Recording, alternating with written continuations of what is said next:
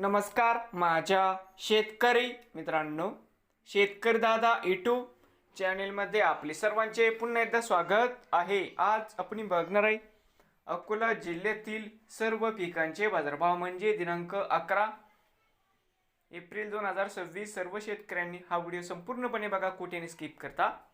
शेतमाल गहू जाते लोकल आवक 1987 क्विंटलची, कमीत कमी 2000, सरसंद्र 2390, जास्तीत जास्त 2525 रुपये क्विंटल। ज्वारी या ठिकाणी आवक 46 क्विंटलची, कमीत कमी दर 2275, सरसंद्र 2290, जास्तीत जास्त दर 3315 रुपये क्विंटल।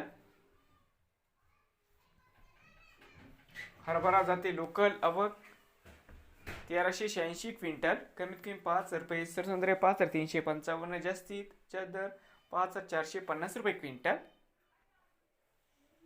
शेतमाल हरभरा जाते काबुली आवक 224 क्विंटलची, कमीत कमी दर 6600, सरसंद्र 6900, जास्तीत जास्त दर 6350 रुपये क्विंटल। त्यानंतर तूर जाते लाल आवक 1965 क्विंटलची, कमीत कमी दर 7000 रुपये, सरसंद्र 8055, जास्तीत जास्त 8080 रुपये क्विंटल।